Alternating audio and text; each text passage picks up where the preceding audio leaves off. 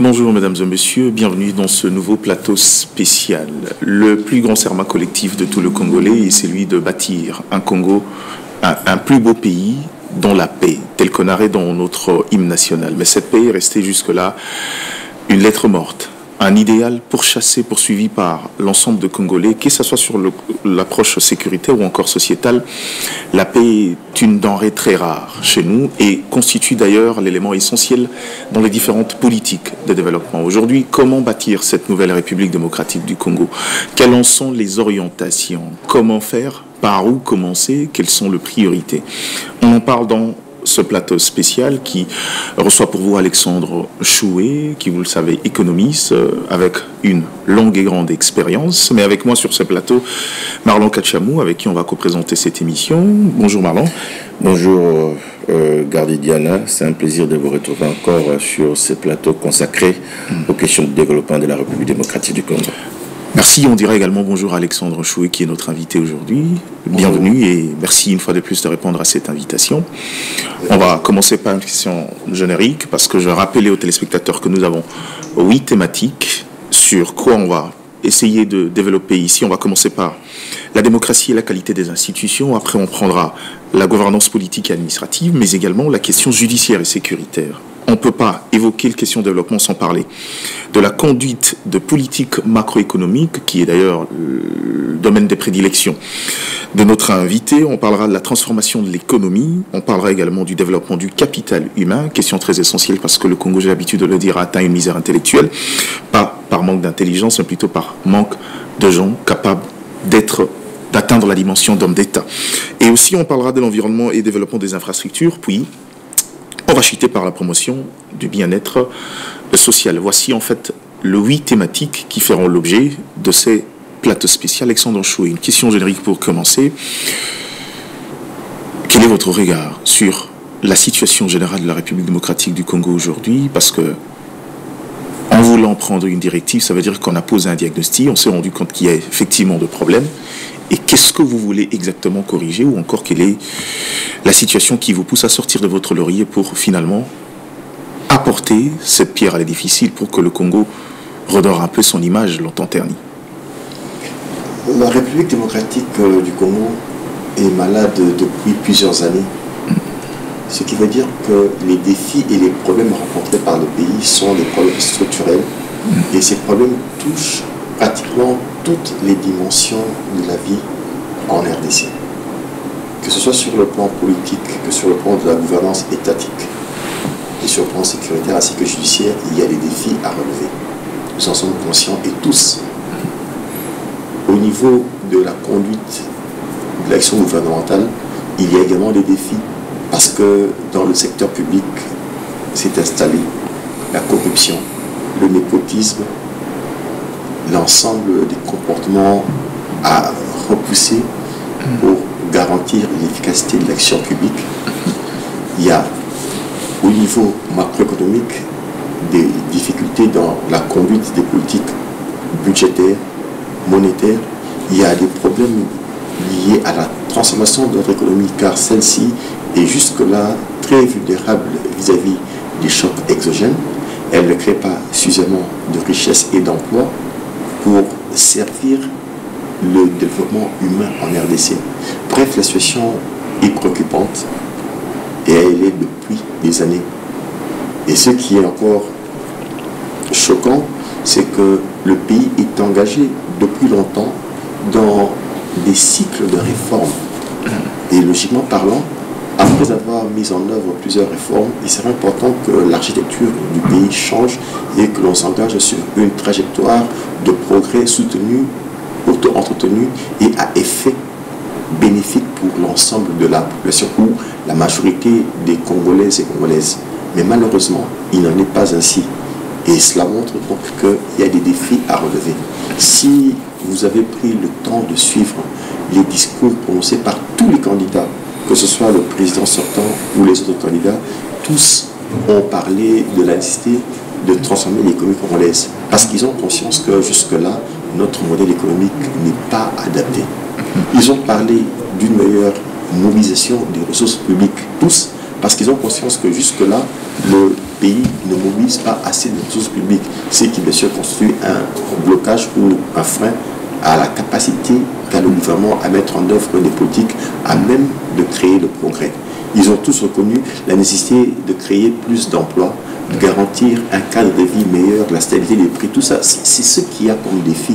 Mais il faut justement avoir une bonne approche des problèmes pour savoir résoudre les différents problèmes. Et c'est justement la pertinence de l'émission que vous avez organisée, et je pense qu'il est important pour nous de partager certaines idées avec nos pairs congolais pour que l'on sache. Parce qu'aujourd'hui, c'est vrai que nous sommes tous engagés dans ce cycle électoral. Mais comme je l'ai dit lors d'une dernière émission que nous avons eu à faire ensemble, les élections ne suffisent pas pour garantir le développement.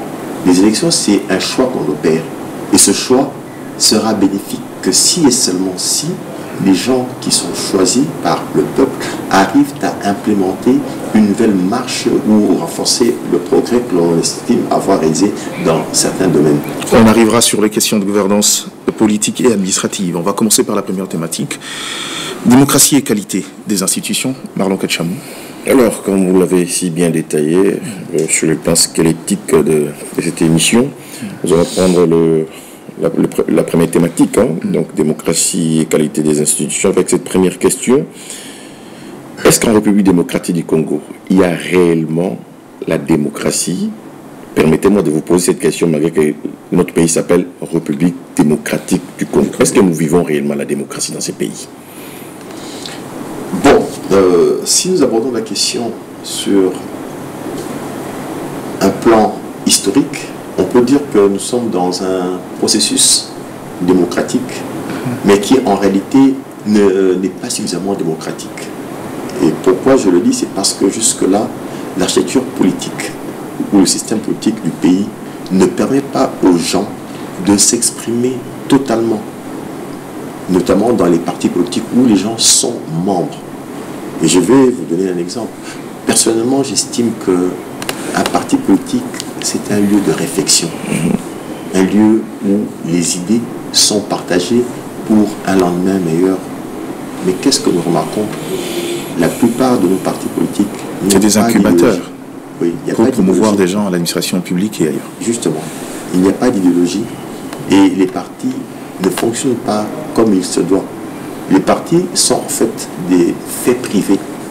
Monsieur Gardi crée son parti, les originaires de sa province viennent, les amis et connaissances viennent autour de lui, on fait de lui un dieu, tout ce qu'il dit c'est oui et amen. Et puis quand il devient ministre ou président, il devient autorité morale. Voilà, et c'est ça ce qui se fait. Pour ne pas perdre la main, sinon parce que la loi interdit. Non, mais donc pour dire qu'il faudrait, moi je pense qu'un des éléments qu'il faudrait changer dans ce pays, c'est qu'il faudrait qu'on n'ait plus des partis chers à X ou à Y, ou partis appartenant à X ou à Y, ou partis ayant telle comme autorité morale. Il faudrait que les partis se créent et s'organisent autour des idées, et que ces partis soient des œuvres de démocratie. C'est-à-dire que dans ces partis, la désignation des animateurs d'institutions doit se faire en fonction des règles de la démocratie. Mais quand vous êtes dans un parti où le chef du parti est M. X, le numéro 2 du parti, son épouse, le numéro 3, son fils, il y a un problème. Il faudrait que la loi qui organise les partis politiques interdise ce genre de pratiques. Le danger, c'est quoi, M. Alexandre Choué? Parce qu'on peut être d'une même famille, mais aussi une famille des compétents. Dans la compétence, à quel niveau il y a, le bémol? C'est quels sont les mécanismes qui amènent à cette désignation. Okay. Si ces personnes sont désignées par voie démocratique, il n'y a pas de problème. Mais pour ça, il faut qu'on laisse... Vous pensez que ce qui se fait est correct? Beaucoup de gens ont parlé pendant cette campagne ici. On a vu des gens mettre comme suppléant direct leurs enfants, épouses. Les gens ont parlé. Pourquoi ils ont parlé? C'est parce que justement, c'est quelque chose qui n'arrange pas les Congolais. Et ce genre de pratique n'est pas correct. Nous avons eu des candidats ici. Combien sont les partis qui ont organisé des congrès, au vrai sens du terme, pour désigner leurs candidats? Dans cette partie ici, je ne cite pas les noms, mais si certains membres avaient eu à exprimer cette ambition d'être candidat président, on les aurait chassés, sauvagement même des partis. Et ça montre qu'il n'y a pas une vraie démocratie au sein des partis. Or, si les partis politiques ne font pas preuve de démocratie, il est difficile que ceux qui sont dans ces partis, lorsqu'ils accèdent au pouvoir, qu'ils puissent faire montre de la pratique de la démocratie. Il faudrait que les partis puissent apprendre aux gens la culture de la démocratie pour que quand on arrive aux affaires, on continue à le faire. Mais quand vous parlez de démocratie, vous accrochez mort du cuisse aux partis politiques. Est-ce que c'est le moyen de faire asseoir la démocratie dans un pays? C'est un des points importants, j'estime, parce que si les partis ne se préparent pas à ça, mais si dans un parti vous n'avez pas une culture de démocratie, le jour que vous arrivez au pouvoir, est-ce que vous allez accepter la contradiction? Est-ce que vous allez accepter les échanges d'idées pour faire avancer le débat public? Là aussi, les responsabilités sont partagées, parce que les contenus des partis politiques, les cahiers des charges des partis politiques ne sont pas bien élucidés. Et puis, la raison pour laquelle il faut faire une réforme, c'est-à-dire qu'il faudrait revoir la loi qui organise les partis politiques et leur fonctionnement. Si aujourd'hui, on établit noir sur blanc qu'on n'a plus des partis d'individus, mais des partis d'idées, on aurait gagné. Si on décide et que la loi oblige que tous les partis puissent désigner leurs animateurs d'institutions ou de structures par des fois démocratiques, et que chaque fois qu'il faut porter des candidats aux élections, que cette désignation se fasse par voie démocratique, nous connaissons des... Est-ce possible dans ces pays? Mais tout est possible à ceux qui croient. Il suffit de faire des bons textes et avoir des hommes derrière pour faire appliquer ça, et c'est fini. Mais les pays qui ont développé, et qui ont eu à se développer, mais ils n'ont pas fait de la magie, c'est que ça. C'est justement là le problème. La question c'est, est-ce qu'on ne fait pas du forcing à quelque chose qui est contre nature? Que pensez-vous de ceux qui estiment que c'est du mimétisme, la démocratie à l'occidentale, pour des gens naturellement sont nés des empires et des royaumes chez nous, traditionnellement, où le chef est roi, pas vraiment dans la démocratie à l'occidentale. La Chine en est la preuve. Le pays nous appartient à nous tous. Okay. Le président de la République, le Premier ministre, les présidents des chambres sont des Congolais comme nous tous. Et nous avons tous les mêmes droits en tant que Congolais. Okay. Ce qui veut dire qu'il faudrait que tout le monde puisse avoir accès au débat politique, parce que c'est notre avenir à nous tous qui se joue. Et donc, si autrefois nous avions eu des empires, des clans, des tribus qui gouvernaient autrement, nous sommes aujourd'hui au XXIe siècle et le monde a évolué. On n'est plus à ces sociétés ancestrales. Et donc, il nous faut aussi faire une dose d'adaptation. Sinon, on pourrait aussi dire, puisque nous sommes africains, refusons la télévision, alors que là, nous sommes à la télévision. On nous suit parce qu'il y a ce progrès. Adaptons, changeons, adaptons notre marche à la dynamique actuelle, en tenant compte certes de nos valeurs, mais aussi en faisant en sorte que ce qui est essentiel soit privilégié. Parce que les Congolais aujourd'hui doivent se battre pour le droit d'être libres, libres dans leurs pensées et libres dans leur épanouissement. Parce que jusque-là, il y a beaucoup d'éléments qui bloquent l'épanouissement. Mais faisons une analyse prospective sur cette question concernant la démocratie. Oui. Ça peut prendre combien de temps pour consolider réellement la démocratie, d'après vous? Si nous modifions les textes qui organisent les partis politiques, et si nous avons des animateurs d'institutions qui s'en tiennent aux textes et qui font observer ça, ça va changer. Il y a des choses qui ne demandent pas une éternité.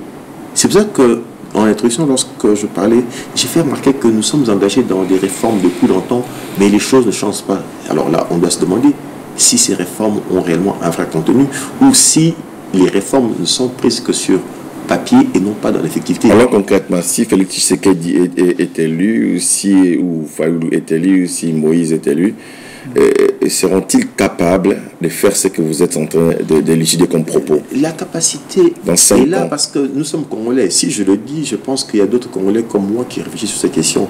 Et donc, je pense qu'il est possible de le faire. Mais tout est question de volonté. Il faut qu'il y ait cette volonté d'abord de mettre ça en place. Parce que quand on dit ça, c'est que ça va concerner ces mêmes acteurs aussi. Ils ne sont pas à dédouaner. Parce que souvent, nous parlons de démocratie, mais nous-mêmes, dans nos partis, est-ce que nous nous comportons en vrai démocrate? C'est une question qui se pose. Et donc, ça suppose qu'ils doivent, eux aussi, accepter de prendre cette pilule amère. Mais vous savez tous que pour guérir d'une maladie, on prend des médicaments. Mais vous avez remis en question ici le contenu de ces réformes. Ce n'est pas la réforme qui manque dans ces pays, c'est vraiment pas le texte. Il y a des réformes... Quelle est la part de choses entre... Non, il y a des réformes qui sont légères. Il y a des réformes qui sont légères. Il y a des réformes qui sont légères parce qu'elles ne touchent pas aux vrais problèmes. D'accord. Il y a aussi des réformes qui sont pertinentes, mais qui ne sont pas d'application. Là, par exemple, je vous donne un exemple. Le DG de l'ANAPI a organisé une enquête il y a quelques mois passés ici sur la mise en application des réformes économiques au niveau des provinces. Et les gouverneurs ont été interrogés. Beaucoup de gouverneurs ne savent même pas que telle loi existe ou telle mesure a été prise.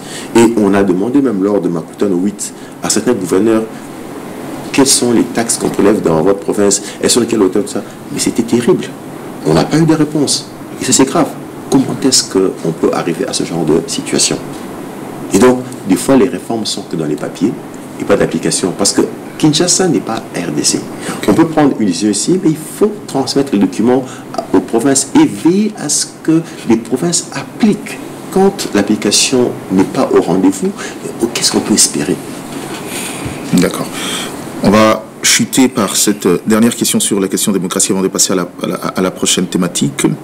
Vous évoquez plusieurs questions, notamment sur cette question de démocratie, qualité des institutions. En parlant de la qualité des institutions, vous faites allusion à la démocratie en interne. Il y a peut-être la frontière est très maigre entre cette notion de démocratie que vous évoquez et juste le respect de textes qui régit l'institution que vous dirigez. Quelle est la part de choses entre les deux? Lorsqu'on parle de la qualité des institutions, justement, on regarde non seulement comment est-ce que les institutions fonctionnent, mais comment est-ce que les institutions arrivent à accomplir les missions qui leur sont dévolues. Si une institution ne fonctionne pas correctement, c'est qu'il y a un problème. Si une institution n'arrive pas à accomplir les missions qui sont dévolues, c'est qu'elle n'est pas efficace. Et s'il n'y a pas d'efficacité, c'est que l'institution ne contribue pas au développement, alors que ces institutions sont financées par le trésor public. Comme on dit que ça absorbe de l'argent pour ne rien faire. Pour avoir des institutions de qualité, il faut donner des moyens aux institutions et veiller à ce que les institutions puissent produire les résultats attendus. Il y a un débat au niveau national sur la rémunération, par exemple, des parlementaires. C'est un sujet qui fâche lorsqu'on regarde les inégalités de rémunération dans le secteur public. Les enseignants, au niveau du primaire, gagnent combien? Et quand on parle d'une catégorie qui gagne plus de 20 000 $ dans ce pays, alors que c'est un pays pauvre, ce sont des questions qui dérangent. Mais alors, ça c'est un aspect, maintenant, on se pose une question, quelle est l'efficacité de ce Parlement? Parce que moi j'ai vu et entendu des députés se plaindre pour dire que pendant toute une législature, oui, on a eu du mal à faire le contrôle parlementaire. Et cela est vrai. Non. Nous avons suivi. Les députés se plaignent. Dire que le bureau nous bloque. Je pense que dans les jours qui viennent, il serait important que dans le règlement intérieur, on dise qu'on prenne des dispositions pour bloquer les abus de pouvoir de la part du bureau. Il n'appartient pas au bureau de bloquer l'action parlementaire. Il n'en a pas le droit, il n'en a même pas les compétences. Oui, mais il faut prendre des choses pour dire que quand un député pose ce problème-là, le bureau a l'obligation de lui répondre en disant 48 heures. S'il ne le fait pas d'office, le rapporteur inscrit la question. Et s'il ne le fait pas, donc il y a déjà une disposition et le député peut attaquer le rapporteur pour dire que vous n'avez pas eu à inscrire dans le programme ou la programmation cette question alors que nous l'avons soulevée et elle mérite. Parce qu'on ne peut pas dire, parce que nous sommes de la majorité présidentielle, que l'on ne peut pas interpeller un monde vivant parce que nous sommes du même fait politique. Non, ça c'est la République. On doit faire une nette séparation entre la République et la famille politique. Parce que la République c'est un fait privé. Alors que la République, l'État c'est autre chose. Parce que quand on interroge un ministre, on l'interroge par rapport à sa gestion. Le mal est ancré, c'est déjà dans les chefs des gens.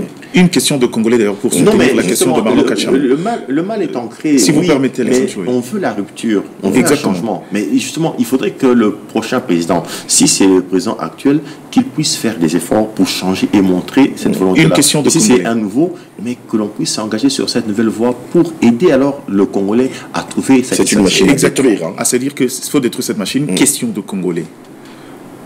Ce que vous dites, c'est demander aux députés de se faire harakiri dans le sens où cette institution est autorité budgétaire. C'est eux-mêmes qui décident des salaires des autres et de leur propre rémunération. S'il faut détruire ce système-là, par où on passe? C'est ça la question. Mais malheureusement, ils ne se votent pas eux-mêmes. La preuve est qu'ils ont mis des photos dans toute la République aujourd'hui. Pourquoi? Parce qu'ils cherchent le pouvoir auprès du peuple. S'ils prennent... Donc le peuple mérite ce qu'il a. Non, il faudrait prendre des discussions. Moi, je suis un de ceux qui pensent qu'il faudrait même faire un système où on ne vote plus les députés pour 5 ans. On fait comment? On les vote pour 2 ans. Et après 2 ans, on les évalue et la population se prononce davantage. Ça va coûter des systèmes d'élection anticipés. Ça va coûter beaucoup. Oui, mais ça va nous donner des résultats. Parce que vous ne connaissez pas ce que le pays perd à travers la mauvaise gouvernance. Si on a une idée sur ce que ça représente, vous verrez que le coût même de ces élections ne sera pas ainsi. Et ce serait une façon de contraindre les députés à travailler. Mais j'ai posé cette question ici pendant cette campagne. J'ai demandé aux différents candidats députés, donnez-nous 5 lois ou 5 réformes que vous voulez proposer pour la prochaine législature. Peu m'ont répondu. Sur X, beaucoup. Ils sont en train de me suivre là, qu'ils soient du pouvoir actuel ou de l'opposition. Je ne cite pas les noms des gens, mais j'ai posé la question. Si vous voulez aller sur X, regardez, je leur ai écrit. Eux sont ceux qui m'ont répondu. Et il y en a quelques-uns qui ont répondu. Et on sent qu'ils savent ce qu'ils veulent. Et ils vont au Parlement parce qu'ils ont une idée. Et j'ai posé une question. Si aujourd'hui, on ramenait les rémunérations des députés à $500 ou $1000, est-ce qu'on aurait un nombre important de candidats comme on l'a vu ici? Je ne pense pas. Mais vous entendre parler, c'est comme si ces différentes personnalités n'ont pas été préparées pour assumer les fonctions publiques. On y arrivera dans la prochaine question de gouvernance. C'est d'ailleurs la prochaine question. Oui, je peux dire un mot là-dessus. Dans un village, mon père a été un grand fermier et il m'a laissé une grande ferme. Et c'est moi qui nourris le village. Je n'ai pas été à l'école, je ne comprends pas certaines règles de fonctionnement de l'État. Mais parce que je donne la nourriture aux gens, j'aide quand il y a des problèmes sociaux, je suis donc un homme important. Et arrivé à les élections, je postule. On va me voter, n'est-ce pas? Oui. Parce que je suis célèbre ou populaire. Mais cette popularité ou cette célébrité ne me donne pas cette capacité à gérer ou à participer à l'action parlementaire. Et c'est ça le défi qu'il faut relever. L'anecdote vaut son pesant d'or. On va passer à la deuxième thématique et on va y aller. Vous avez compris pourquoi je voulais qu'on en parle dans la deuxième thématique. Gouvernance politique et administrative. On arrive à la question qui touche directement aux politiques, aux politiques administratives, mais également, quelquefois, à la qualité d'homme. C'est ça le grand problème. Aujourd'hui, on a maintenant l'École nationale de l'administration. Un peu du mimétisme, comme partout ailleurs. Il y a plusieurs mécanismes et plusieurs réformes menées dans ce sens-là pour pouvoir rehausser le capital humain dans les institutions publiques. Mais est-ce qu'aujourd'hui, vous avez l'impression que l'homme politique congolais est préparé pour gérer un État continent qui est encore un vaste chantier, après plus de 60 ans? Nous parlons avec vous ici des questions du développement, des questions d'économie, parce que je suis économiste de formation et j'ai travaillé pour le gouvernement à plusieurs reprises. J'ai travaillé également au niveau des organisations internationales. Donc ce que je dis, je le dis parce que je l'ai appris, je l'ai pratiqué et j'ai aussi travaillé dans certains pays étrangers. Et si aujourd'hui vous m'amenez sur le terrain, par exemple, de la médecine avec des éléments techniques, je ne le ferai pas. Comme pour dire que je ne serai pas à ma place. Et donc la question que vous soulevez mérite d'être posée parce que dans notre pays, il y a beaucoup de ratés parce que justement, on ne sait pas opérer des choix conséquents lorsqu'il est question d'identifier les acteurs et les positionner par rapport au domaine d'activité ou d'action. C'est ça le vrai problème. Je l'ai dit à plusieurs reprises et je le redis encore aujourd'hui. Comment est-ce que vous pouvez facilement nommer ministre du budget ou des finances un médecin? Il est intelligent parce qu'être médecin, ça suppose qu'on est pas... Il dit c'est des fonctions de management. Et je ferai une fois discussion avec Marlon là-dessus. Il a dit que non, c'est un poste politique qui suffit d'avoir des bons collaborateurs. Non, il faut que le ministre lui-même ait d'abord la connaissance du secteur pour que ceux qui viennent viennent le renforcer. Mais s'il est ignorant dans le secteur, ça peut être un élément qui va consacrer les fessiers parce qu'il va commencer à s'attaquer aux bonnes idées. Parce qu'il s'estime qu'il est le chef, c'est lui qui doit apporter les bonnes idées, alors qu'en réalité, c'est pas ça. Ça, c'est un problème. L'ENA existe, oui, c'est bien, mais c'est une école d'administration pour préparer les gens à travailler dans l'administration. Moi, je l'ai suggéré, je le suggère encore actuellement, c'est qu'il faudrait créer une école de politique publique en RDC. C'est une école où on forme les gens à être des gens qui conçoivent et portent les politiques de développement dans 4 domaines. Dans le domaine, par exemple, la politique et la démocratie, qui est des experts. Et ce n'est pas une école comme toute école, c'est-à-dire que là, on vous apprend peu de théorie, mais on vous donne l'occasion de rencontrer les gens qui ont dirigé dans les pays de l'Europe, de l'Amérique, de l'Asie et d'Afrique. Comme ça, vous avez la capacité de voir qu'est-ce qui a été fait, quels sont les défis qu'ils ont rencontrés, les problèmes, comment est-ce qu'ils ont abordés et solutionnés. Vous avez un Tony Blair qui vient vous parler des problèmes Ce serait intéressant. Vous avez un ancien président de l'Afrique du Sud qui vient vous parler. Ce serait intéressant. Vous avez l'occasion de rencontrer un président asiatique qui vous dit, voilà, notre pays était à tel niveau, mais voici le programme qu'on a mis en place et on est arrivé à telle transformation. Donc ça prépare les gens à comprendre les défis, comment est-ce qu'on apporte des solutions et comment est-ce qu'on avance avec... Cela pourrait-il garantir l'efficacité d'un État? C'est un élément, parce que on ne peut pas s'improviser, on ne navigue pas à vue. Il faut savoir qu'est-ce que nous voulons et comment on y va. Vouloir avancer, c'est une chose, mais comment avancer? Un enfant qui vient de naître, en nous voyant marcher, on ne sait pas, peut-être que c'est ce qui se passe en tête, peut-être que les psychologues peuvent nous dire, peut-être que l'enfant en nous voyant marcher, il peut aussi avoir le désir, l'envie de marcher, mais ses pieds ne sont pas aptes, du coup il est bloqué. Donc il y a un écart entre l'envie et la capacité à poser. Et justement, à travers cette école, je pense que ce serait l'occasion de préparer les gens à la vie politique, à la vie publique. Oui, à la gouvernance comme décideurs. C'est très important. Et dans certains pays, même en Asie, au Japon, pour accéder à certaines fonctions, il faut passer, même en Corée du Sud, il faut passer par certaines écoles. Et c'est ce qui serait important pour nous. C'est-à-dire que nous avons dans le domaine, par exemple, la politique et diplomatie, dans le domaine sécurité, sûreté de l'État, dans le domaine politique économique et dans le domaine social et humain. 4 filières. Et on prépare les gens. Ce qui fait que quand vous passez comme ministre dans un secteur donné, vous n'avez pas à beaucoup réfléchir, mais plutôt vous avancez. Et on peut même modifier encore le puzzle et dire non, pour identifier un ministre, il faudrait que celui-ci soit capable de proposer un programme. Et vous examinez ce programme-là, et s'il est bon, il passe.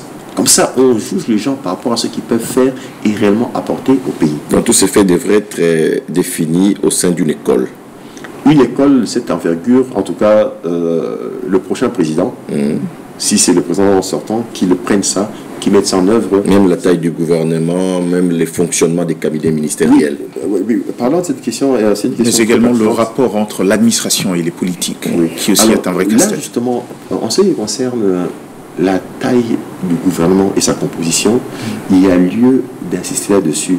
J'ai fait une analyse de l'expérience congolaise. Il est arrivé qu'à une époque, on ait des gouvernements de moins de 20 personnes dans ce pays. Oh. Eh oui. À l'époque de Kassavou ou Lumumba? Même pas Lumumba, après ça, sous Mobutu, dans les années 60, il y a eu des gouvernements, je crois, de moins de 20 membres. Il y a eu des gouvernements de 30 personnes. Pourquoi on irait aujourd'hui à des gouvernements de 50, 60 personnes? Mais ça tient compte des qualités des... Non, pas du tout. Il y a les animateurs aussi. Non, il y a plus un façonnement parce qu'on veut donner des postes aux gens. C'est comme une prime politique. Alors que là, c'est pas la politique, c'est le développement du pays. Si on ne prend pas ce genre de questions au sérieux, on ne va pas aider le pays. Parce que vous avez plusieurs centres d'impulsion, plusieurs personnes qui pensent et des fois qui ne s'accordent pas. Parce que les textes ne sont pas très clairs sur l'attribution. Il y a le foisonnement, comme on dit. Et c'est vraiment tue l'efficacité de l'action gouvernementale. Donc, en ce qui me concerne personnellement, je fais la recommandation au prochain président, si c'est le sortant ou un nouveau, de prendre le courage de limiter la taille du gouvernement à 30 membres, par exemple, maximum.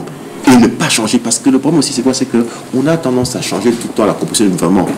Bon, voilà, aujourd'hui, on a un ministère de l'économie qui est de portefeuille définitivement établi. Oui, établi. Et les gens viennent en Amérique, pour faciliter la continuité. On connaît le nombre de ministres. Et on connaît les portefeuilles. Et les portefeuilles sont connus, ça ne change pas. Et pour moi, c'est situé au niveau aussi des accords politiques.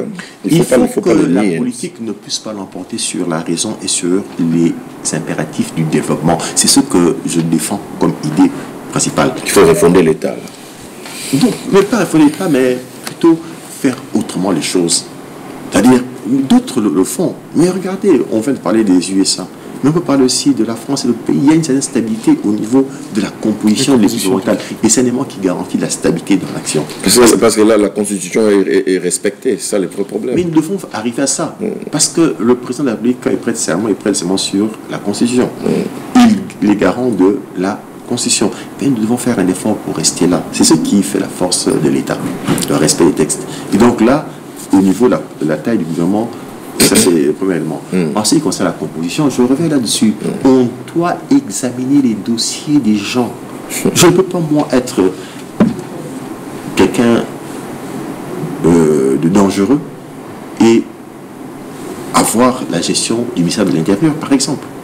Je gère la police, le secteur intérieur. Mais moi-même, je suis quelqu'un de dangereux. Mais qu'est-ce que je vais faire avec ça? Il faut faire attention. Donc, il faut suivre le dossier. C'est-à-dire, il faut regarder et le curriculum vitae et le casier judiciaire de la personne. Il faut examiner à suffisance les dossiers des gens et leur capacité. Ce n'est pas le fait d'être membre d'un parti politique, même si vous êtes majoritaire au Parlement, qui fait que vous êtes appelé à être... non, que les partis envoient des personnes qualifiées. Et là encore, je peux faire une assise. Pour moi, je pense que dans les réformes qu'il faut faire pour les partis politiques, en plus de garantir la culture de la démocratie au sein des partis, il faudrait que les partis deviennent aussi des lieux de formation en matière de bonne gouvernance. Tous les partis doivent avoir des écoles pour former les gens à la bonne gouvernance, au civisme. Parce que quand vous avez... Il y a eu l'école Ubuntu au PPRD à un moment qui a disparu après. Oui, mais Mobutu avait déjà ça à l'époque, Makanaka Bombi. Ce sont des idées faites Mobutu. Makanaka Bombi, oui, c'est presque l'idée. Oui, l'idée, mais il faut obliger les partis. Parce que vous accédez au pouvoir, mais vous n'avez pas de compétences et capacités.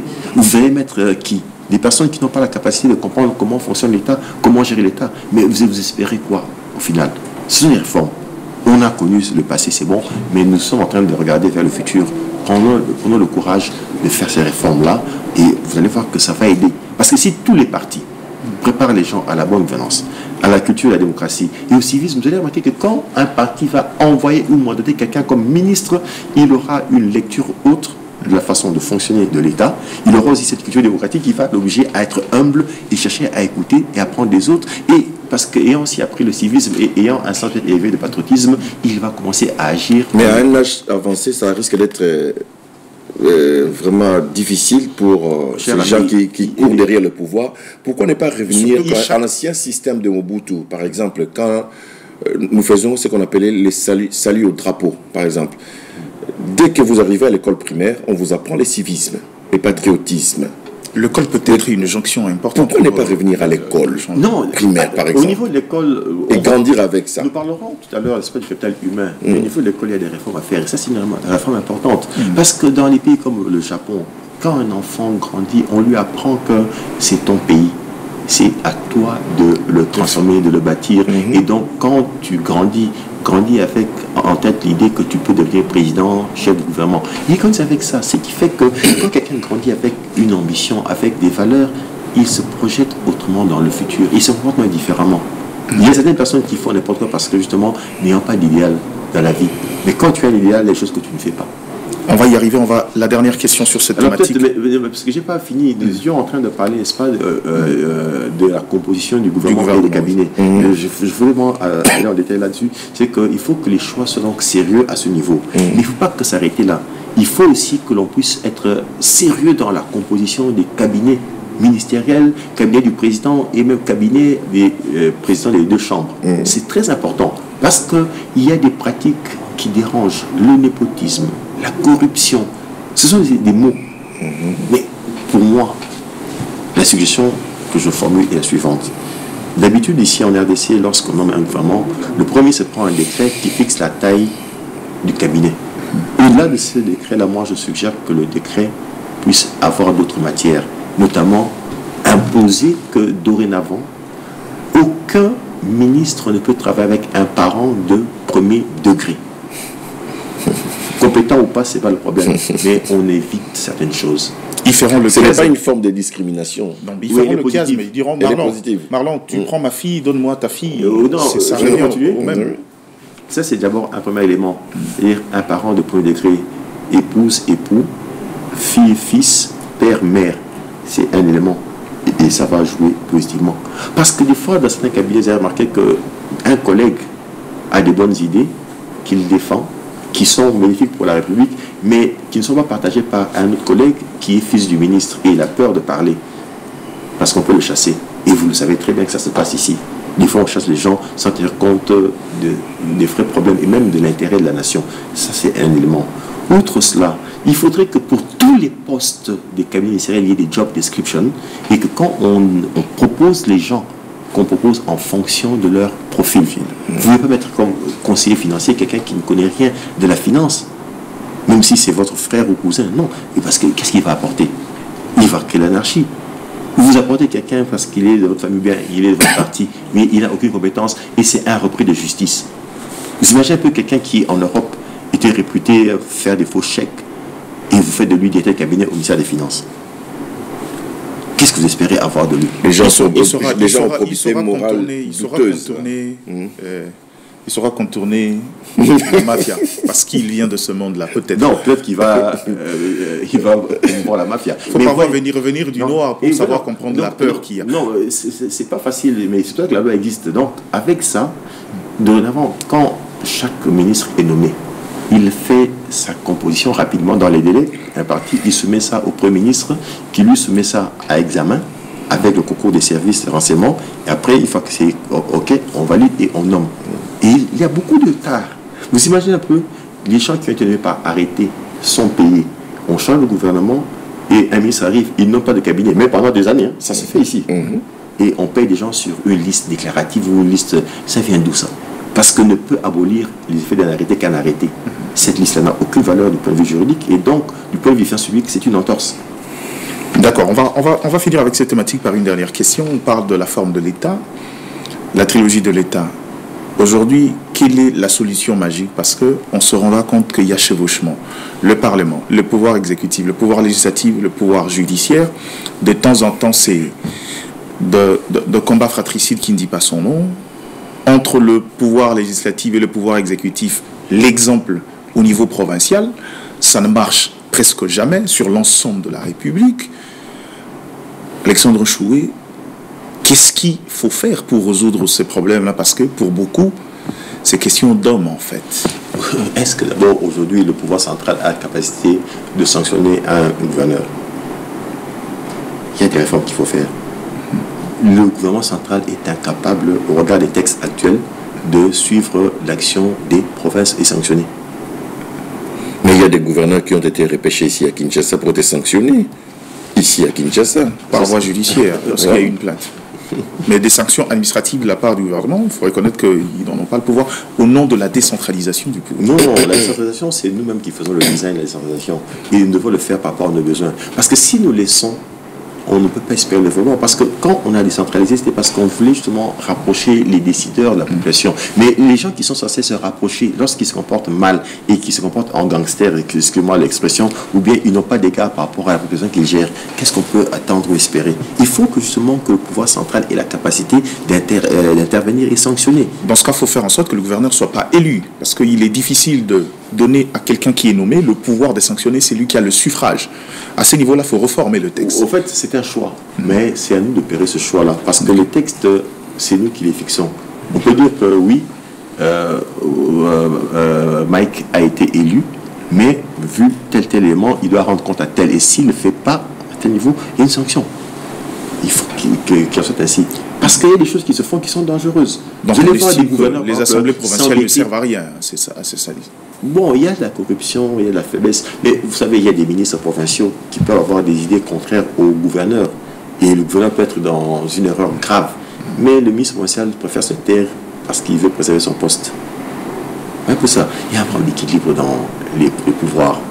Il ne faut pas que le Premier ministre ait un excès de pouvoir, il ne faut pas que le gouverneur ait un excès de pouvoir, il faut que l'on se mette en tête que c'est une équipe qui doit concourir.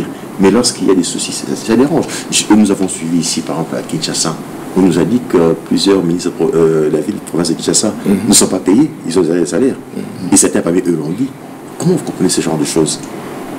Or, si vous regardez, vous comparez les budgets des différentes provinces européennes à Kinshasa et la province qui a l'un des budgets les plus élevés, les plus importants, ce sont des choses qui ne sont pas à encourager. Il faut que ça s'arrête. Il y a des gens au niveau de la ville qui disent qu'ils ont plus de 20 mois d'arrêt salaire. On a suivi ça, vous avez suivi, nous sommes tous à Kinshasa. Il y a des bureaux du pouvoir provincial qui ont été déguerpis, des bâtiments d'autrui. Vous comprenez un peu ça? Donc ils sont dirigés par des gangsters. Mais tout ça, ça montre que l'État doit renaître et doit fonctionner. Déjà en probité morale douteuse. Mais il faut qu'il y ait un mécanisme ou un ensemble de mécanismes pour contrôler les comportements des gens. Quand quelqu'un déborde, on sanctionne. Sans sanction, on ne peut rien. Imaginez un peu si la mort n'existait pas. Quelle serait cette vie sur Terre? C'est une situation que Dieu a placée. S'il n'y avait pas la mort, les gens allaient se comporter comment? Les gens allaient faire n'importe quoi parce qu'on ne meurt pas. Mais aujourd'hui, les gens ont de la retenue parce qu'ils savent que si je fais ça, je vais mourir. Si je fais ça, je vais mourir. Du coup, il y a la retenue. Comme pour dire que quand il y a une sanction, ça limite les comportements débordants. Et c'est très important pour le fonctionnement de l'État. Merci. On va changer de thématique cette fois-ci. Marlon Kachamou, justice et sécurité. À vous la main. C'est une question qui dérange en République démocratique du Congo. Le fonctionnement de la justice en République démocratique du Congo, est-ce un véritable problème pour assurer réellement le développement de ces pays? Oui, et je confirme que la justice est nécessaire pour le développement d'un pays. Et je vous donne une illustration. Si vous examinez de près les économies des pays avancés, vous allez vous rendre compte que ces économies reposent sur des entreprises familiales. Et ces entreprises familiales, si vous examinez de près leur histoire, vous allez remarquer que ce sont des entreprises qui ont eu à naître, grandir et prendre l'espace au fil des années. Monsieur X décède, il laisse 100 000 $. Ses fils ou son fils reprend l'activité avec 100 000 $. Il passe de 100 000 à 500 000. Il laisse ça à son fils à son tour et celui-ci prend de 500 000 à 10 millions. De 10 millions, mais chez nous ici, la loi dispose que à la mort de Monsieur X, son héritage revient de droit à ses enfants et à son épouse. C'est ce qui est dit. Mais qui de nous ne sait pas que ce n'est pas ce qui se passe ici? Et ce processus-là de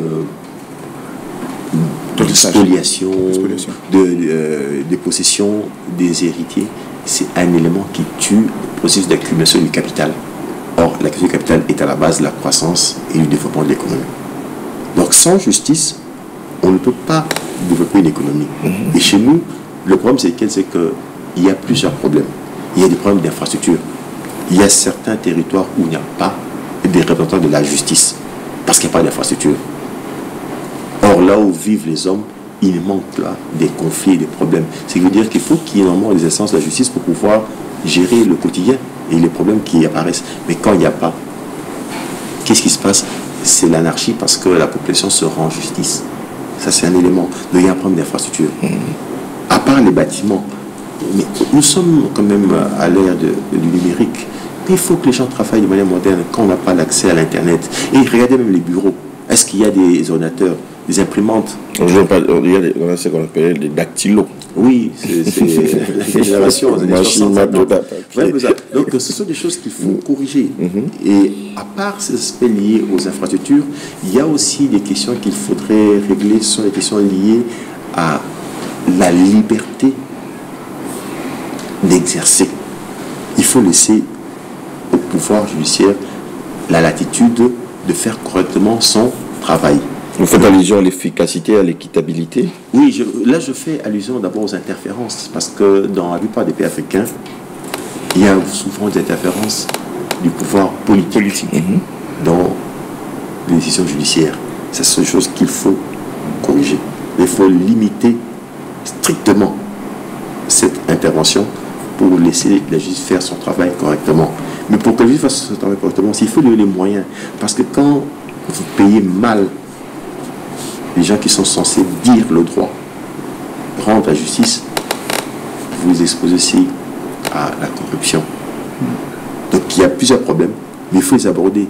Et on peut le faire. Parce que rien n'est sacré et tout est possible à ceux qui croient, mais dans le travail et dans le sérieux. On prend des mesures et on s'applique à les mettre en œuvre et on verra. Mais il faut aussi distribuer de manière équitable. Aujourd'hui, Mike Diagardi a un problème avec un ministre.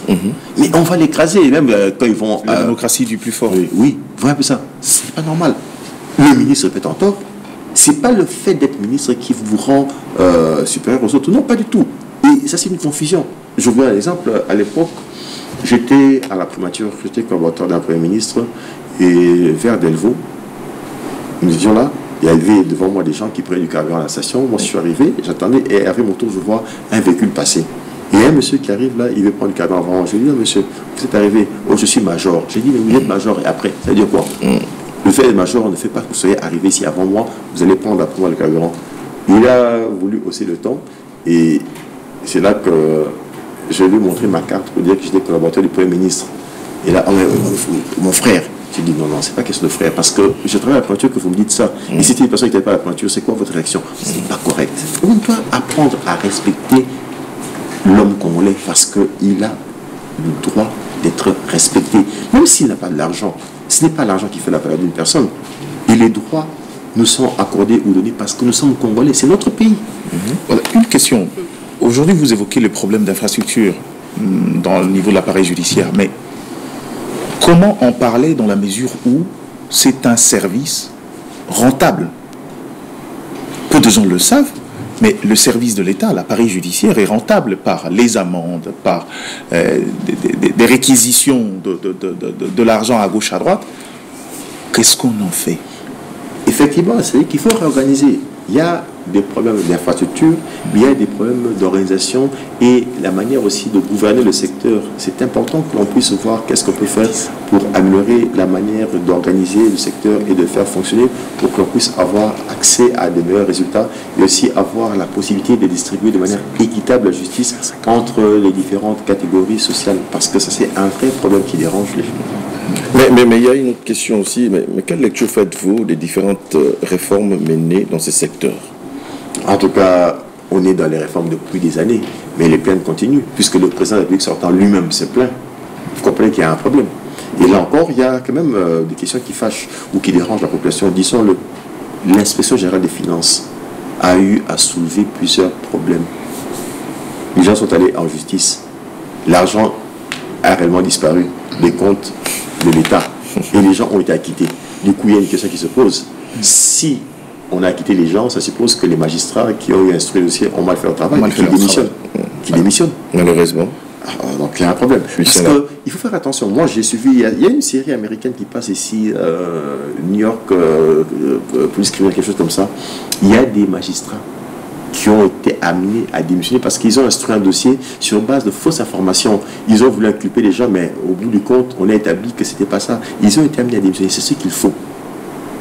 Et si il s'avère que l'IGF n'a pas eu raison, l'IGF doit rendre compte. Voilà. On va coupler trois questions que j'estime essentielles pour des raisons de timing. On va y aller. Dans la question sécuritaire, la première des choses, la sécurité dans les zones urbaines, ou disons aussi dans les grandes villes. Quelle est votre lecture? Comment faire pour stopper ces banditismes urbains qui continuent à grandir? Deuxièmement, dans la question de l'Est, quelle est votre lecture sur cette question? Et puisque c'est une guerre qui a intégré une dimension interétatique, quel est le comportement que le RDC doit avoir sur l'approche sécuritaire au regard de cette question-là? Le secteur de la sécurité est un secteur primordial et prioritaire parce que sans sécurité, dans un contexte d'instabilité, en l'absence de paix, il n'est pas possible de bâtir le développement. Et donc il faudrait répondre aux problèmes rencontrés dans ce secteur avec beaucoup d'intelligence pour que l'on puisse vraiment mettre le pays sur la voie du développement. Et pour cela, il y a nécessité de faire des réformes sérieuses et rapidement dans la police et l'armée. Il y a des efforts qu'il faut fournir dans la version de la qualité du capital humain des éléments utilisés dans la police et l'armée. Ça ne demande pas grand-chose pour apprendre aux policiers et aux militaires la lecture. Parce que vous allez utiliser des armes, mais il y a des modes d'emploi, des notices. Mais si vous ne savez pas lire, comment vous allez utiliser ces instruments, ces équipements? Il faut faire ça. Il faut améliorer l'organisation au niveau de la police et de l'armée. Il faut donner aussi les moyens.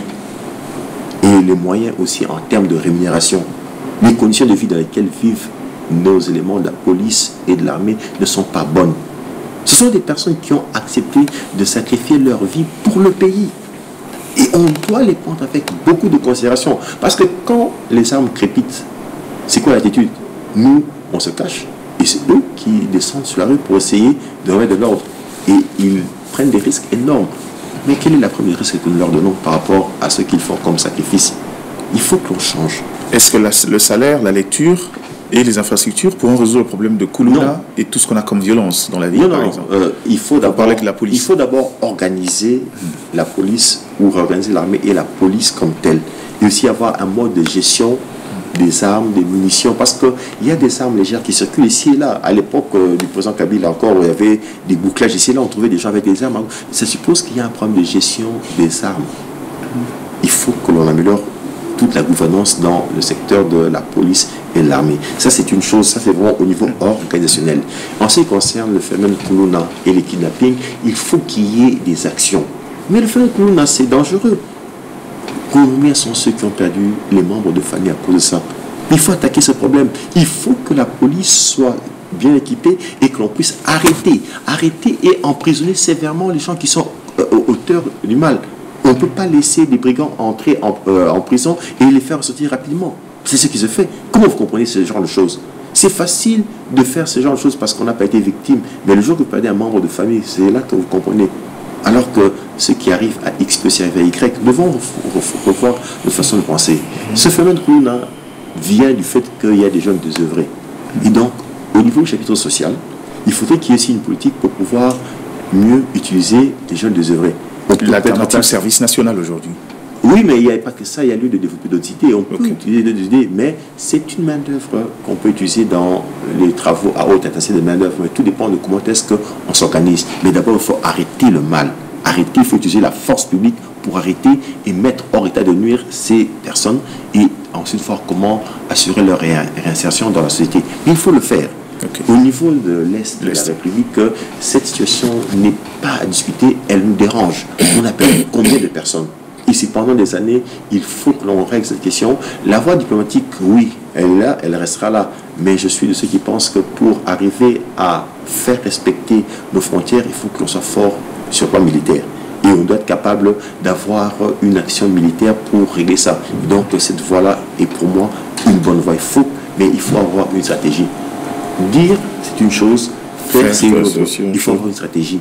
Comment organiser toute unité? Est-ce qu'on a déjà mis en place une stratégie appropriée avec une unité spéciale pour aller sécuriser cette partie-là? C'est-à-dire de mettre fin à tous les mouvements. Parce qu'il y a, si on a les problèmes de stratégie, mais il y a des anciens généraux français, belges, qui vendent leurs services à certains pays africains, tout comme asiatiques. Mais on les engage. Et ils viennent, ils font la stratégie et on met les moyens et on attaque et on règle cette question-là. Mais il faut régler cette question. Trop c'est trop, il y a trop d'atrocités, on a perdu nos frères et pour ça, il nous faut chercher à régler cette question. Il faut se servir aussi de la voie diplomatique, mais également de la voie médiatique pour conscientiser la population. Tout ça. En attendant, il faut y avoir une solution palliative. Je l'ai dit, c'est-à-dire que la diplomatie est de mise, mais la voie militaire s'impose aujourd'hui. Trop, c'est trop. Il faut atteindre tous les fronts, par exemple. Bien sûr. Militaire, diplomatique, médiatique, oui, tout ça. Je dis que la voie diplomatique reste, mais sur le plan militaire. Parce que même si, au niveau de la diplomatie, on arrive à calmer, il est possible que ça rebondisse. On l'a connu ici.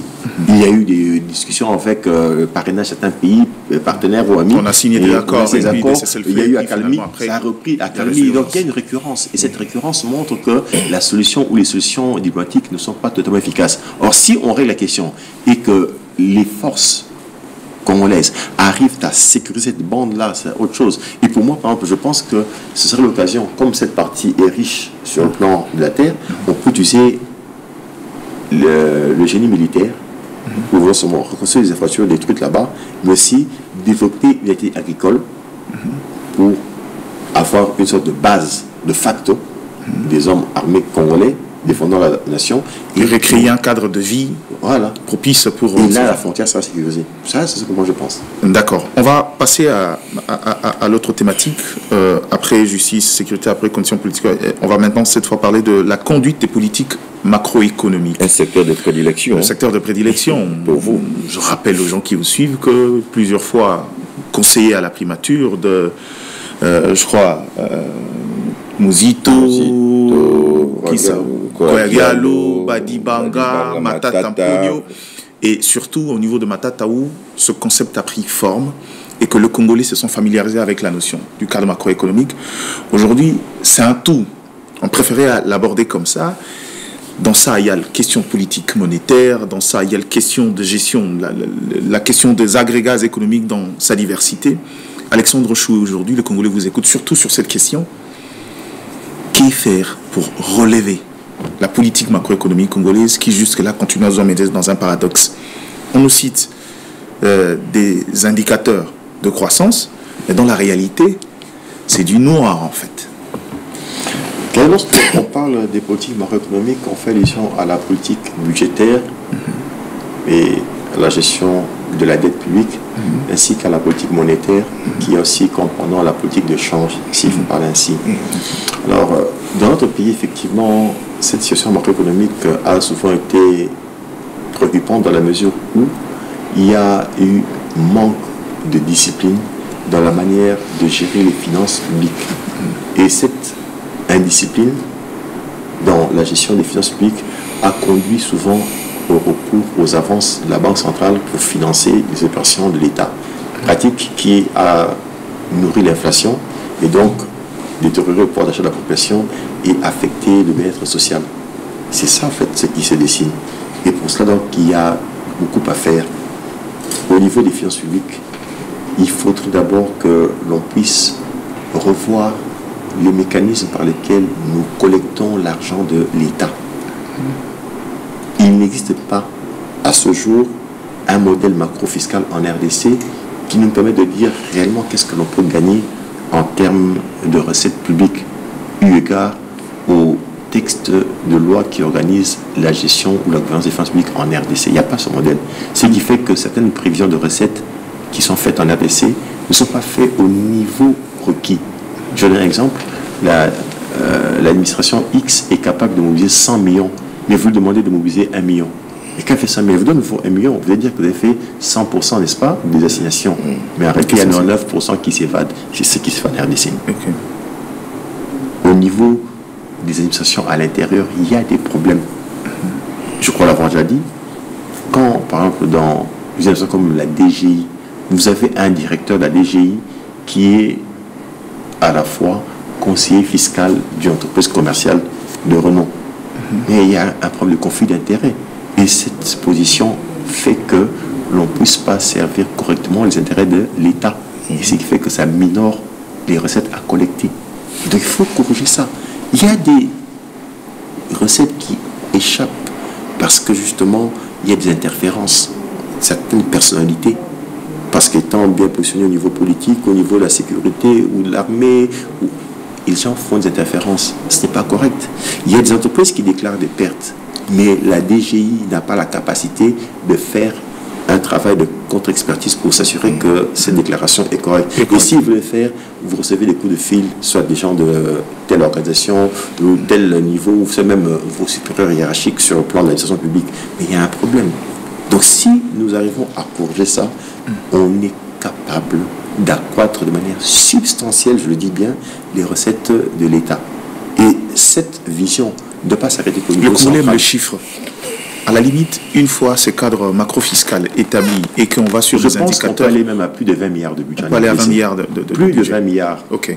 Et au niveau des provinces aussi, l'exercice doit se faire. Parce que les provinces collectent. Mais est-ce qu'il y a un suivi sérieux?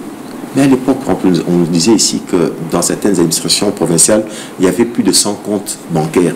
Comment vous comprenez ça? Et tout ce sont les éléments qui garantissent le manque de transparence, l'opacité, la fraude, la supercherie. Donc il faut que ce comportement d'amélioration des efforts dans la collecte des recettes publiques se fasse à tous les niveaux.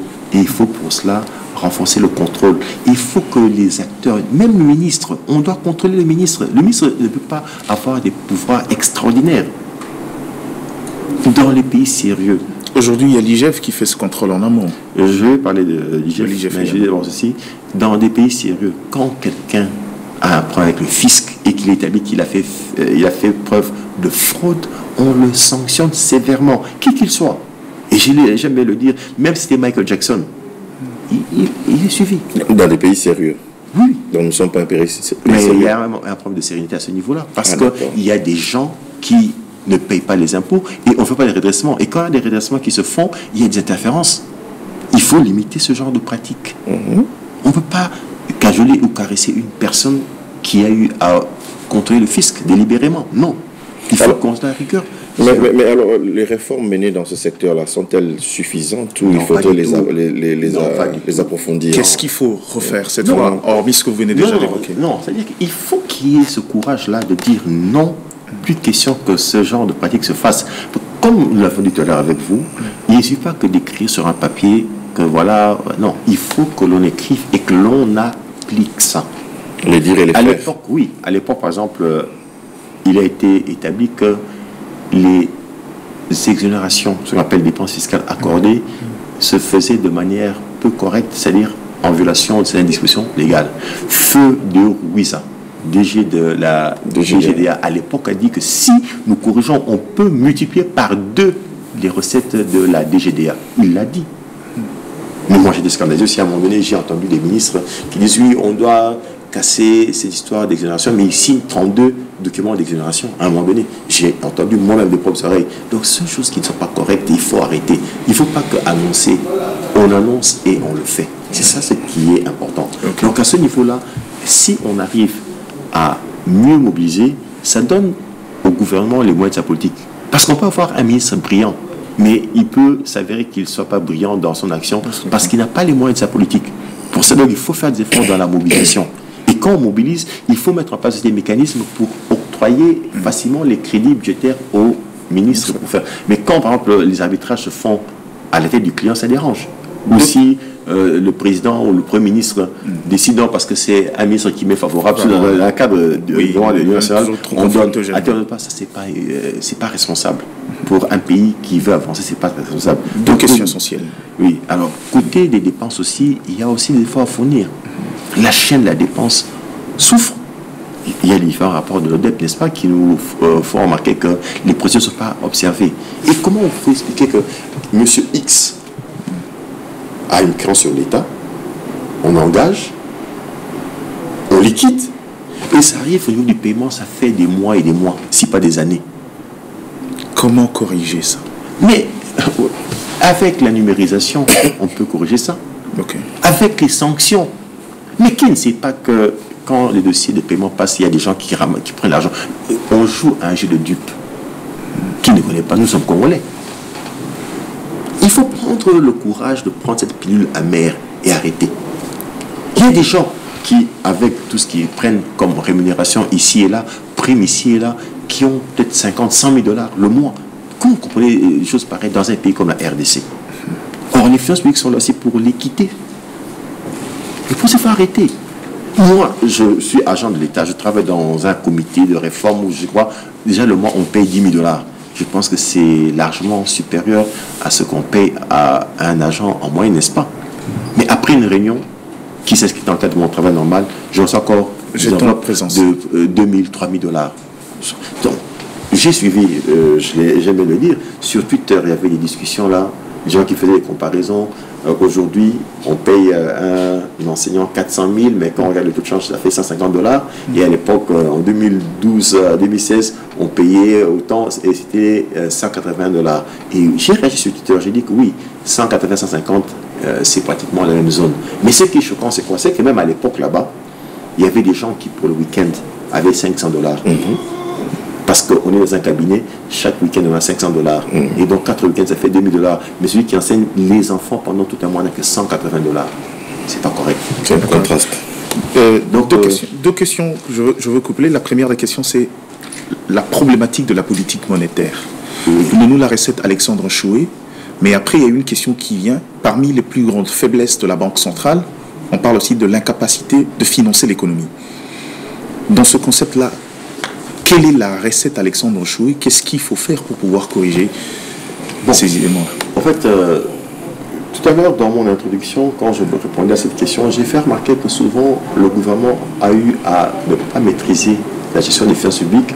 Il en est résulté des déficits qui ont conduit au recours aux avances de la Banque centrale. Okay. Et cela s'est fait souvent en violation des lois. Parce que déjà, à l'époque du président Mobutu, la loi disposait que pour que la Banque centrale accorde au gouvernement des avances, il fallait calculer la moyenne des recettes publiques des trois derniers exercices et prendre comme plafond les 15% de cette moyenne.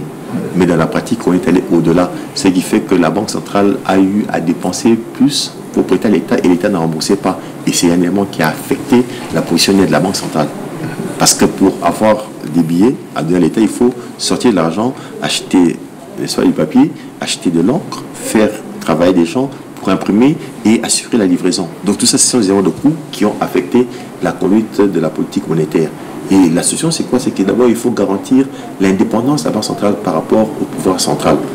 Et en 2020, lorsqu'il y a eu la Covid, le gouvernement a signé un pacte de stabilité monétaire avec la Banque centrale pour dire qu'on ne fera plus usage des avances. Or, la LOFIP déjà l'interdit. Et si vous regardez encore d'autres textes qui organisent la gestion macroéconomique en RDC, cette pratique n'est pas de mise parce que c'est un élément qui déstabilise. Mais on en fait usage des fois parce que l'État a des difficultés, mais non. Et tout ça, ça relève aussi d'un manque de discipline au niveau des dépenses. Il faut savoir faire la politique des moyens et savoir établir un préordre en ce qui concerne les dépenses, ce qui est essentiel, ce qui n'est pas essentiel, pour se donner la possibilité de financer certaines activités qui réellement auraient un impact sur le fonctionnement du pays, sur l'économie, mais également sur le niveau de vie de la population. Donc il y a besoin de renforcer cette indépendance et la Banque centrale doit aussi assumer pleinement et correctement ses missions. En discutant avec certains agents de la Banque centrale, ils vous diront que le contrôle, par exemple, du rapatriement des devises connaît des problèmes. Il y a des paradoxes parce qu'on nous a dit que les réserves ont atteint 5 milliards, mais la monnaie n'a fait que s'effriter. Or, les réserves, on les constitue pour avoir des leviers pour intervenir sur le marché. Et quand on constate que la monnaie perd constamment, mais il faut se demander pourquoi il en est ainsi. Et si on pioche, je pense qu'on verra qu'il y a des fantômes quelque part là-bas. Peut-être que l'argent qui est rapatrié ressort par d'autres mécanismes, peut-être par des sous-traitants ou par des banques qui sont influentes et importantes. Et quand ça se fait, c'est peut-être la hiérarchie ou les autorités ou les acteurs politiques qui interviennent pour bloquer. Et pourquoi on ne fait pas des missions sérieuses de contrôle auprès des mining, pour savoir qu'est-ce qui est fait comme rapatriement? Est-ce que la Banque centrale fait d'abord aussi un contrôle sérieux du système financier? Moi, j'ai parlé avec des agents de la Banque centrale qui m'ont dit qu'il est arrivé que l'on aille en mission de contrôle sur le terrain et arrivé là-bas, notre hiérarchie nous rappelle pour arrêter la mission. Parce qu'on a découvert des problèmes au niveau de certaines banques. Ce n'est pas correct. Donc, la surveillance doit être renforcée, améliorée. Nous avons des risques systémiques.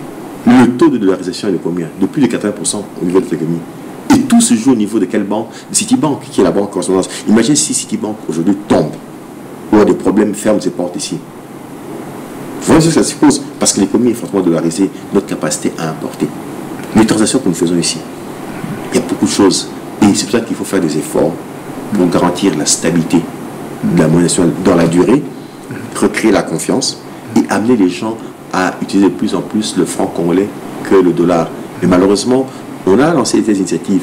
Mais quand il était question de payer, moi j'ai vu des ministres refuser le franc congolais pour préférer le dollar. Des ministres, c'est eux qui gens censés de...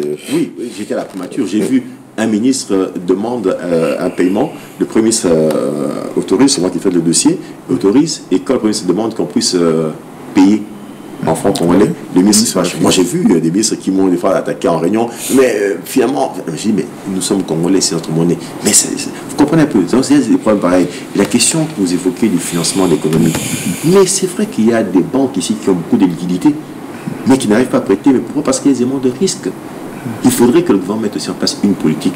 Par exemple, pour se dire, voilà, les banques qui vont accorder plus de crédit à l'économie, notamment dans des secteurs comme l'agriculture, l'agro-industrie, on leur accorde telle faveur, telle facilité sur le plan fiscal.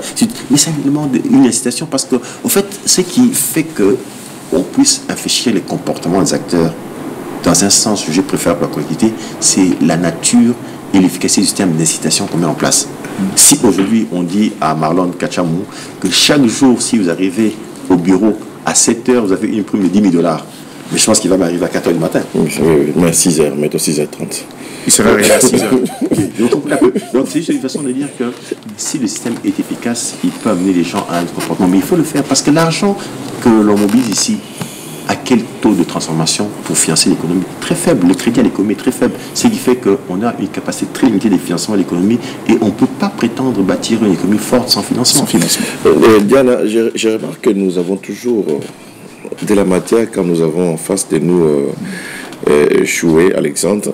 Mais il nous reste la transformation de l'économie, il reste le développement du capital humain, il nous reste l'environnement et développement des infrastructures, il nous reste la promotion du bien-être social. Alors, en gros, quelles sont les différentes recommandations pour mener à bien cette politique afin que la République démocratique du Congo soit réellement un véritable État sérieux? Je vais peut-être ajouter un élément des structures dans la question de Marlon Kachabou. Il nous reste 4 thématiques. Commençons par la première qui est essentielle pour le genre. Le gouvernement a souvent tendance à parler du changement de paradigme. Aujourd'hui, cette diversification de l'économie, comment ça doit se faire, mais aussi pour atteindre, justement, pour résoudre le problème des infrastructures, le problème du capital humain et aussi le bien-être social, comment faire? Les détenteurs de capitaux cherchent où investir pour fructifier leurs capitaux et gagner de l'argent. Et généralement, là où il y a les matières premières, là où il y a aussi un marché important, c'est une opportunité de faire.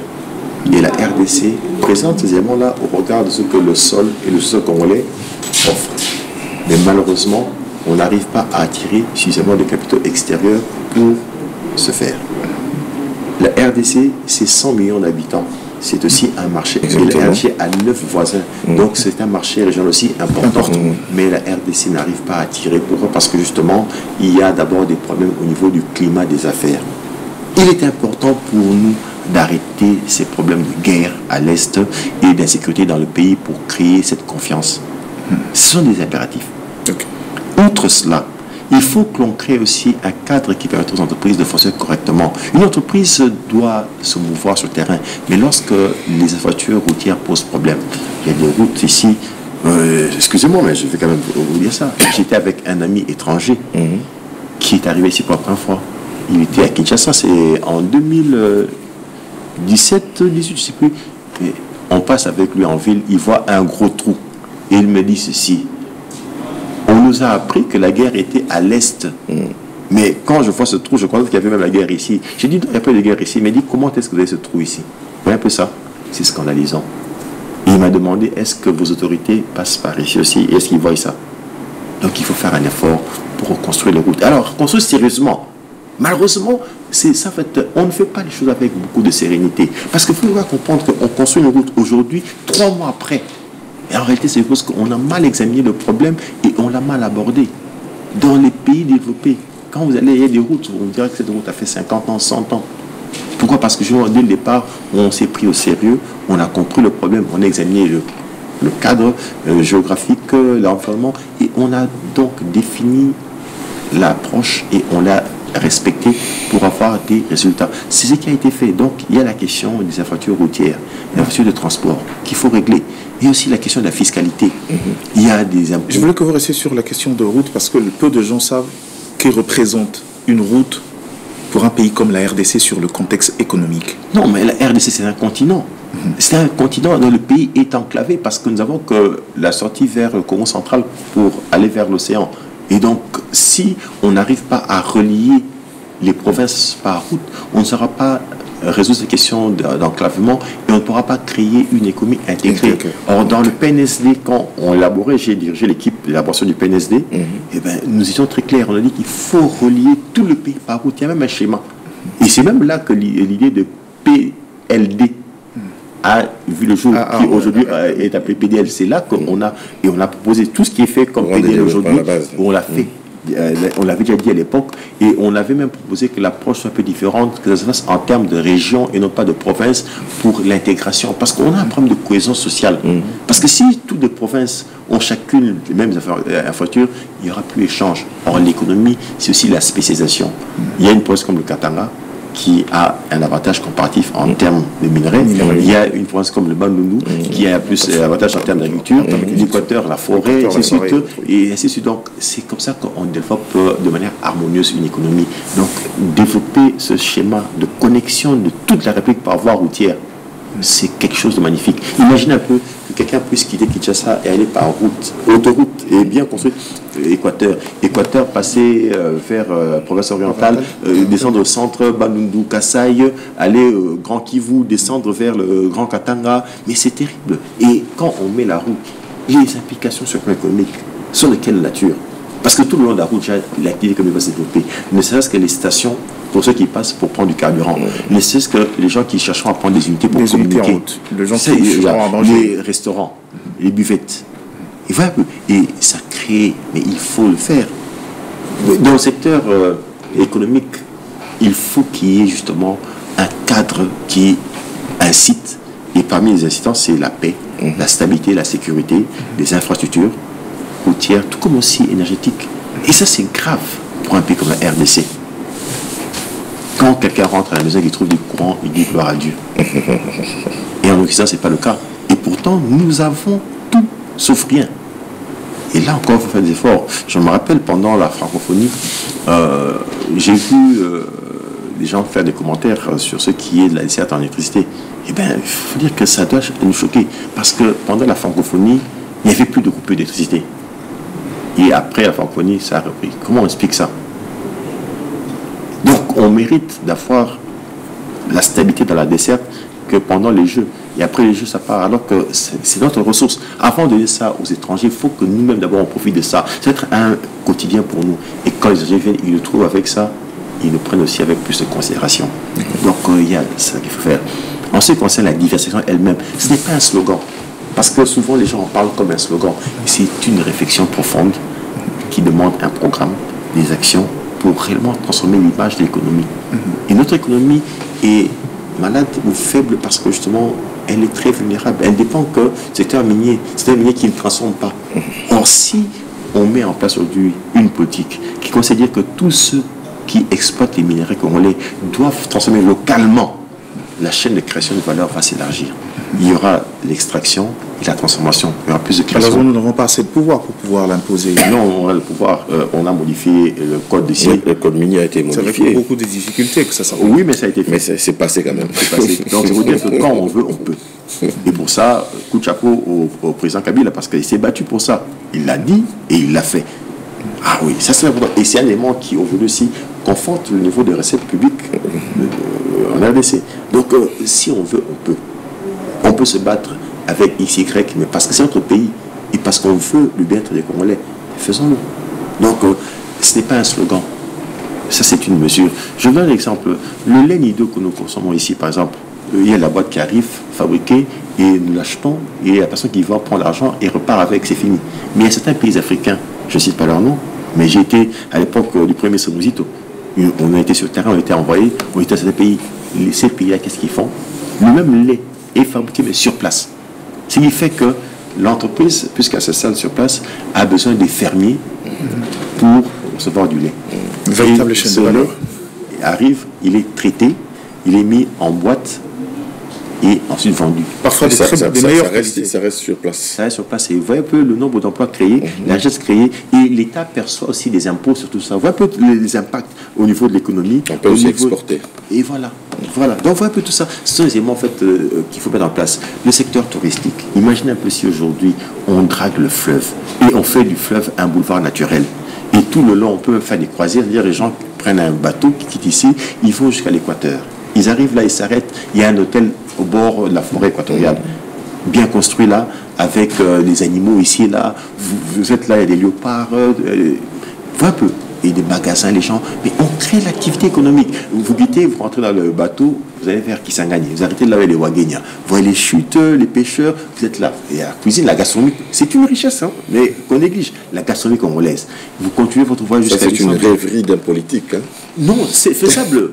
C'est faisable. Oui, mais c'est parce que justement, on n'a pas cette ambition-là. Moi, j'ai étudié le modèle de développement de la Chine. La Chine a initié un programme de développement en 78. Ils ont essayé, ça n'a pas marché, mais ils ont continué. Et ils ont finalement pu faire ce qu'ils ont eu à faire. Aujourd'hui, la Chine est deuxième au monde. Au niveau de l'agriculture également, il y a un potentiel énorme. Naturellement, le Congolais est agriculteur. Ici, à la Gombe, il y a des gens qui ont des potagers chez eux à la maison, derrière. Parce que justement, on a la culture de la terre en nous. Mais qu'est-ce que nous faisons cette terre-là? Il y a beaucoup de contradictions. Il y a un code agricole qui n'est pas appliqué.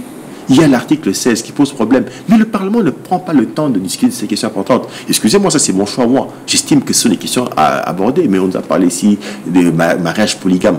Le Parlement aurait dû consacrer du temps à examiner ces questions importantes qui allaient libérer l'économie pour qu'on attire des capitaux dans le secteur agricole. C'est un secteur très important qui a un potentiel énorme. Si certains ne le savent pas, mais la GECAMINE que voilà a été créée par quoi? Par des ressources provenant de l'agriculture et faites à l'Équateur. Et aujourd'hui, allez là-bas, je viens de là. J'ai discuté avec les autorités là-bas. L'agriculture est à l'abandon. Mais le potentiel est là. On voit des palmiers. Autrefois, nous étions comptés parmi les premiers dans la production d'huile de palme, l'huile de palmerie. Il y a même des pays asiatiques qui sont venus à Yangambi, n'est-ce pas, pour avoir des boutures aussi. Mais pourquoi est-ce que nous ne pouvons pas reprendre notre place? Il faut avoir une vision et cette ambition. Et pour ça, il faut faire de l'agro-business. On a eu souvent un modèle où l'État était au centre, ce qui fait que les différents programmes n'ont pas abouti. On dit l'agriculture priorité, mais dans le budget de l'État, l'agriculture n'a même pas 5% du budget. C'est à peine maintenant là qu'on parle de 10%. Mais avant, il n'y avait pas ça. Et dans les quelques projets, l'État était au centre. Or, l'économie, ce n'est pas l'État qui crée l'économie, ce sont les privés. L'État crée le cadre. Et généralement, quand il faut embarquer le secteur privé, mais on ne le fait pas. Malheureusement, Copyrep, ça me fait penser à Copyrep, le fameux Copyrep qui a presque abondé dans ce sens-là, mais malheureusement, on n'a plus assez de temps, Alexandre Choué. Oui, mais je suis en train de chuter, donc là... On va chuter, mais la question où les Congolais vont vous attendre, c'est la question du bien-être, la magie. Au niveau du bien-être, c'est une question cruciale. Si vous pouvez en quelques secondes le faire. Le bien-être demande de l'argent. Et l'argent vient de l'économie. Aussi longtemps qu'on n'arrive pas à relancer, transformer l'économie, on ne peut pas prétendre faire le bien-être social, non.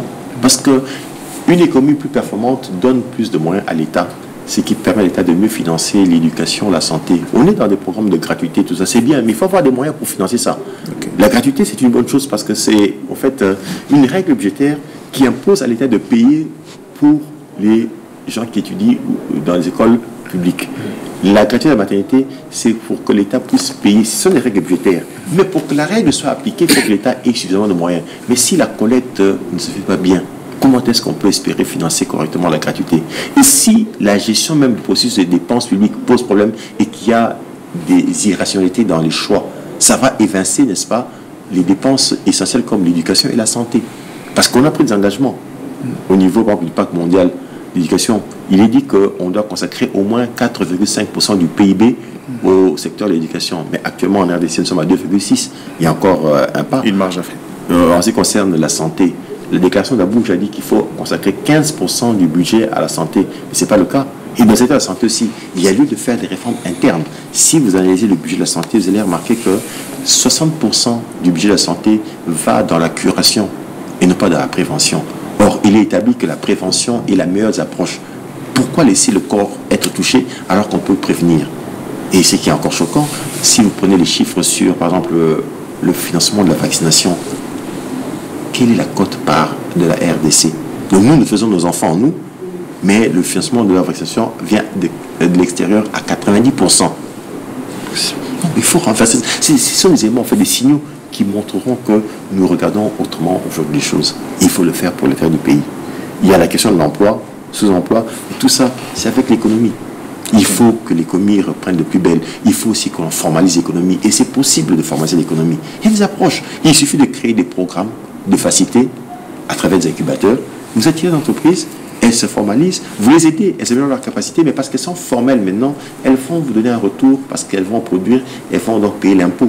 Et voilà, un cycle se développe. Et donc on peut créer un mécanisme de transformation de cette société. Moi je pense qu'il est possible de bâtir une nouvelle République démocratique du Congo. Et dès maintenant. Bien sûr, bien sûr. Et j'invite donc tous les acteurs à regarder dans le sens des intérêts de la population. Marlon Kachamou, merci. Merci à vous aussi. Merci beaucoup Alexandre Choué. C'est un plaisir. Laborieux, mais comme d'habitude. Parce que je suis congolais, je dois beaucoup à ce pays. Comme d'habitude, ça ne finit jamais avec vous. Il faut penser aussi à faire une émission pareille en Lingala. En Lingala. On va il n'y a pas de problème, on va s'organiser. Mais à l'époque, je crois avoir fait une émission pareille avec Thierry Kamoundi sur Top Congo, lorsqu'il était encore à Pigeon. J'ai fait ça et il y a eu quand même beaucoup de bons répondants. On va essayer cette approche-là. Mesdames et messieurs, c'est donc la fin de ce plateau spécial. Je vous ai dit, on parlait, la question principale était comment bâtir la nouvelle République démocratique du Congo, qui d'ailleurs est une thématique qui porte le nom du projet d'Alexandre Nshue, qui, on va plus le présenter économiste, oui, mais qui est aujourd'hui consultant au niveau des institutions internationales, mais aussi qui a travaillé avec différents premiers ministres en République démocratique du Congo. On se retrouvera certainement pour pouvoir continuer de parler de ces questions du développement, parce que c'est une question qu'il adore plus que tout, que nous aimons tous. Pour l'instant, on vous prend congé. Sinon, moi, j'ai retenu un élément essentiel, c'est que dans les politiques de gouvernance, il ne faut pas s'accrocher au délai. Il faut une politique, en tout cas, basée sur les résultats. On vous donne une année, après évaluation, si ça ne marche pas, on change, que ce soit dans l'exécutif ou encore dans les législatives. Et je pense que cette démocratie à la Suisse pourra peut-être remettre en question la nature des hommes congolais qui sombrent dans la léthargie. C'est donc la fin de ce plateau spécial. On se retrouvera très vite. Sinon, merci à vous, merci à Carmen, merci à Caleb pour avoir réalisé et géré ce plateau. Moi, je vous dis au revoir. Merci également à Philomena qui a réalisé.